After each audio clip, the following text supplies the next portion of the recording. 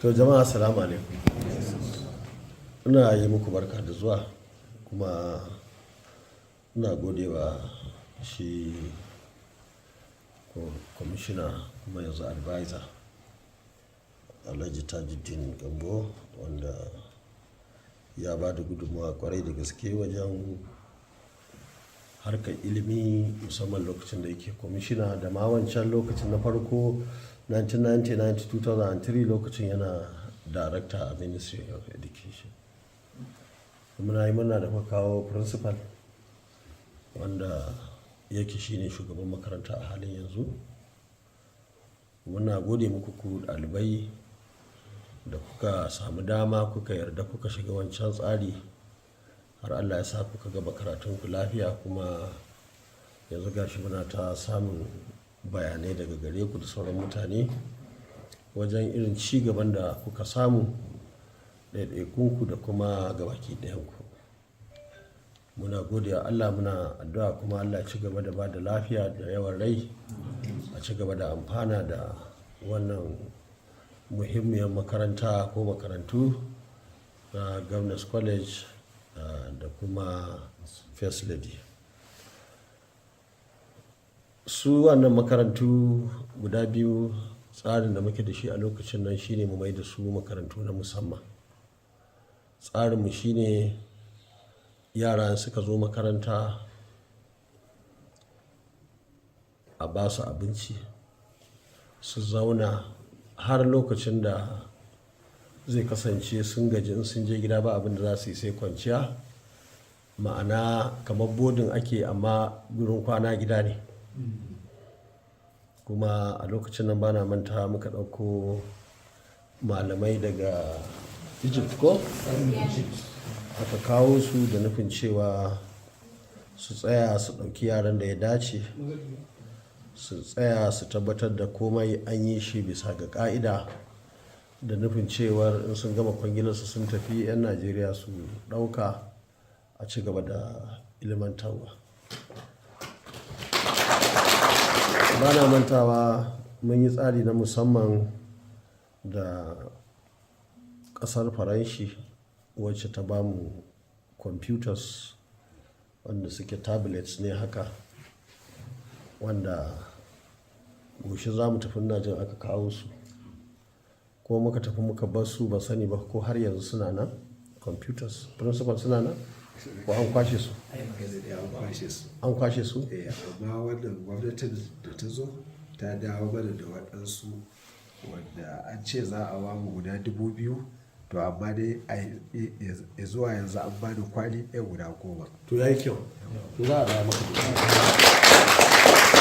abin da muka yi niyya shine mu haɗa wannan makarantu guda biyu da waɗansu masu kishi ilimi a ƙarƙashin gwamnatin Faransa, wanda yaranmu za su koyi harkoki na kwamfuta irin na zamani.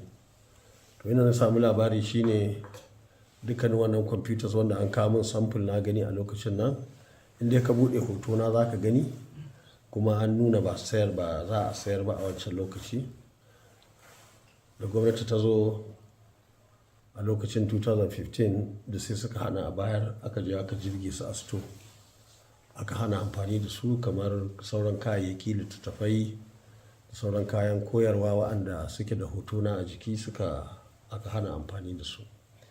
Amma duk da haka dai Allah ya sa zakaran da Allah ya nufa da cara sai ya cara, duk da wannan mugunta da hasada da ƙiyayya da gwamnati suka nuna wa al'umma, gashi Allah ya sa kun samu nasara kuma muna addu'a Allah ya ƙara nasara. A matsayina na mai ba gwamna shawara akan irin wannan abubuwa, mun ba da shawara cewar a mayar da Governors College da First Lady a cikin darajar da aka kafa su tun farko. Kuma ina tabbatar muku da cewar in ma ba a fara aikin ba a ƙasa, to ina zaton kwanan nan Allah da za a fara. Ina jin ba wanda suka fara aiki ko? An fara aiki. Yawwa. An fara aikin renovation. Yawwa, to shi ke ita dai Governors College a Saginaw. Ita Governors College an fara renovation. a ɗan wannan ƙaramin lokaci da aka zo suna ɗaya daga cikin makarantu da muke son a sa su a sa su a cikin tsari saboda muna da buƙatar makarantu dukkaninsu, amma muna buƙatar waɗansu a ware su waɗanda za su yi fice, waɗanda suke za a rinka ɗebo waɗanda suka fi cancanta a sa su a sa musu ilimi mai ƙwarin gaske irin waɗanda za a yi alfahari da su a jihar nan da ma ƙasar nan gabaki ɗaya. Saboda haka wannan makaranta na yi murna, na gode wa gwamna da har ma kaji an shiga an soma gyare-gyare a cikin ɗan wannan lokaci, kuma duk wannan computers waɗanda suke zuba a store ina da labari suna nan za a ɗebo a baku, kuma raguwar makarantu ma za a je a raba musu da sauran littattafai da kayan aiki da ake da su a store wanda suka kulle su yau shekara 8 kenan. Allah kaɗai ya san amfanin da waɗannan kaya za su yi da Allah ya sa an ba yaranmu shekara 8 da ta wuce.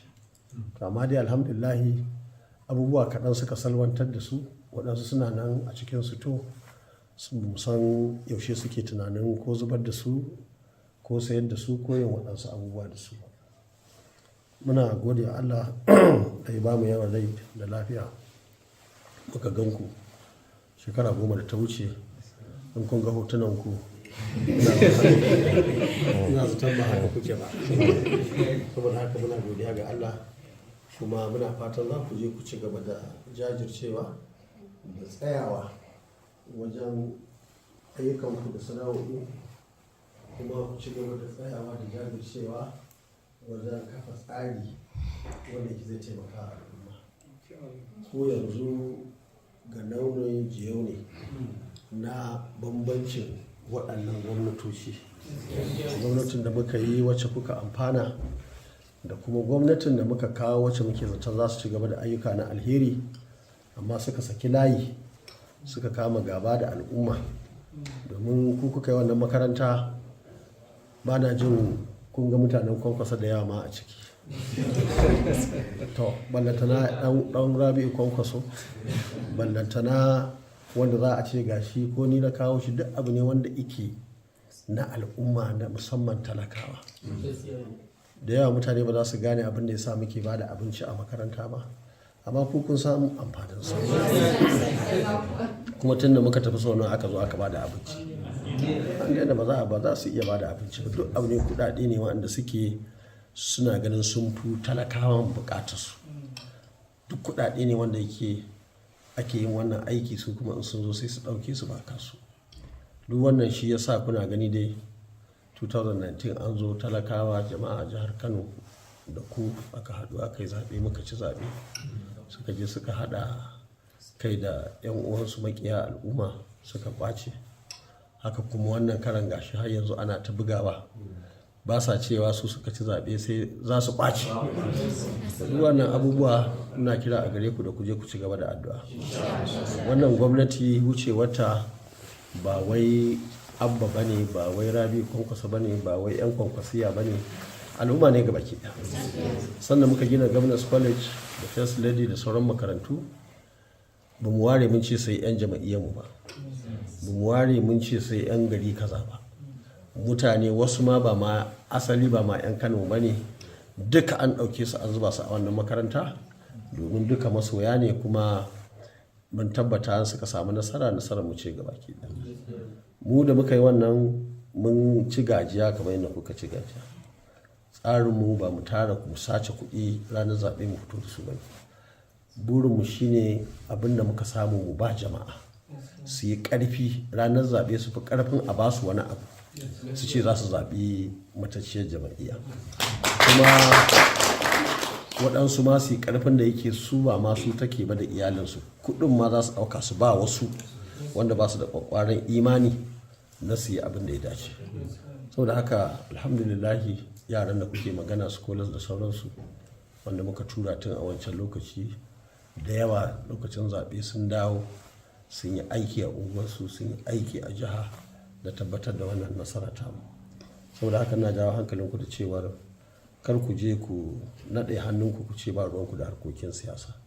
ku shiga ciki ba sai kai takara ba sai ka je ka hau duro ka yi lacca ba, ka zauna ma a unguwarku ka kare aƙida da tsari wanda kai ka amfana kuma kake sa rai ko 'ya'ya ko jikoki ko 'yan uwanka ko abokanka za su amfana. Kuna gani dai abubuwa ga sanin iri-iri tun da wannan gwamnati ta zo, kamar an buɗe ƙofa ta nasara, sai abubuwa ne suke ta faruwa. Kano tana yin kyau, ana samun ci gaba. Already ga yara nan sun tafi daga ciki har da 'yan Governors College sun tafi ƙasashen duniya, kuma gwamna yana nan zai ci gaba. Jiya na ji an ba da jari ga mutane masu bukata ta musamman. Yau ma na ji ana za su je su kaddamar da gadojin sama. Ga abubuwa na 'yan fansho gashi nan da ake yanke musu kuɗi da hana su akan lokaci, da ana biyan su, an ba su fanshon su daga gratuity. Ma'aikata ana biyan su albashi akan lokaci. Abubuwa na alheri, gari ma da ya samu lafiya. Duk yara masu zuwa su kwace telefon, su kwace jakar 'yan mata da waye, duka yanzu gashi nan gari ya yi lafiya saboda mutane masu daraja sun zo. To da haka lalle ku je ku tsaya ku yi addu'a. Ku yi addu'a, ku yi posting addu'a ku. Duniya ta gani cewar ku ne wanda kuka amfana. Domin irin wannan shi ke nuna mutumin kirki ne.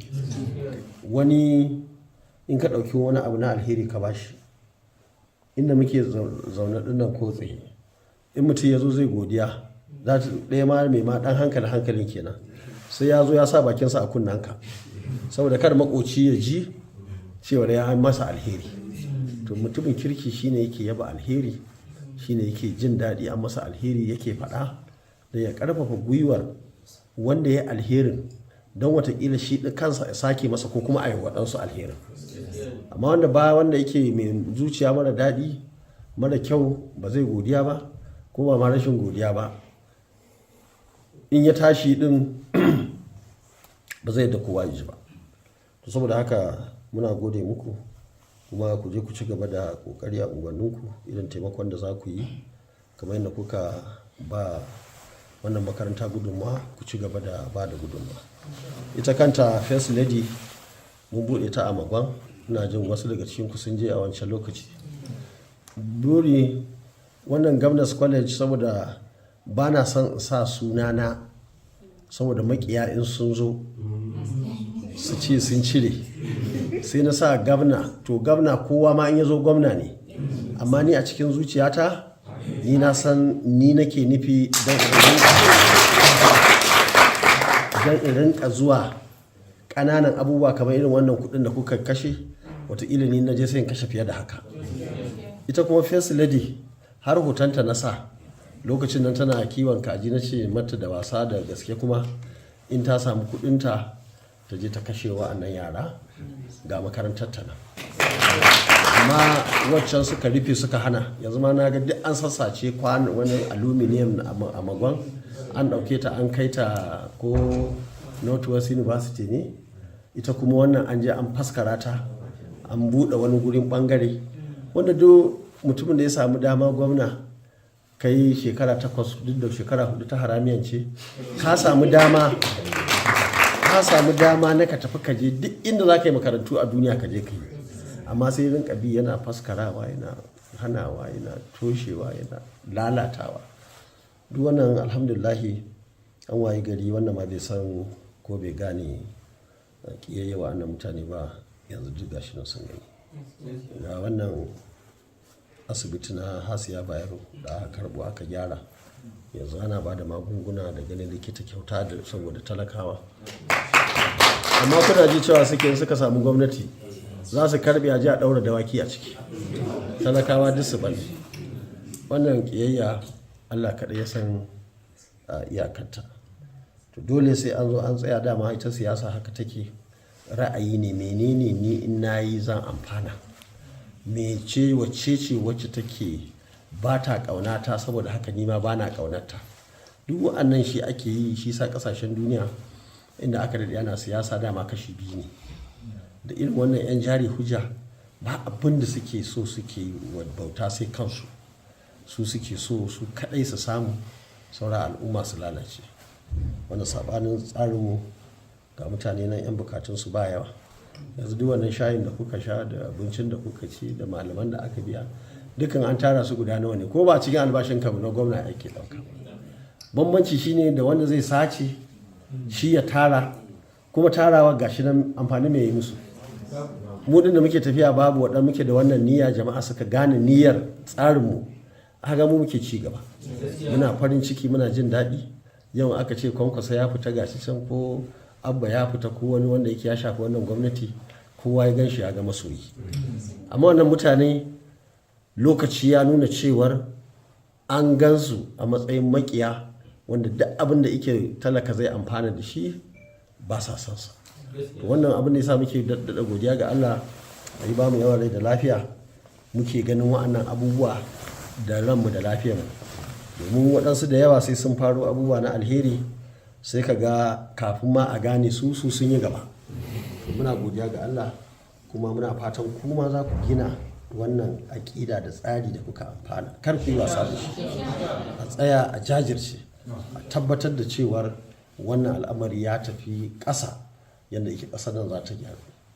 Foundation da muka sa na ci gaba, matasa suna burin karatu, matasa suna burin sana'a, matasa suna buri na su tafi su je su yi aiki, su ci halaliyarsu. Wannan ya hana da yawa daga cikin irin fitintunan da suke ta faruwa Sokoto, Kebbi, Zamfara da sauran gurare, har Katsina ma nan kusa da mu cikin Kano har yanzu alhamdulillahi da gurare da yawa. Ko da dai ka ji wani abu sai dan abin da ba a rasa. Kuma shi ma wannan gwamnati ta ɗauki mataki, ana aiki da yawa wanda mutane ba lalle ne su gani ko su fahimta ba, amma dai abin da aka damu da shi shine sakamako. Mutum ya fita ya je harkokinsa, ya abubuwansa ba tare da wani ya tsangwame shi ba. Saboda haka principal muna godiya, ku je ku tsaya ku jajirce, kuma in Allah da gwamnati kamar yadda kuka fara gani da idonku za a zo a gyara guri, kuma a maida makaranta darajarta kamar inda muka bata. Jama'a su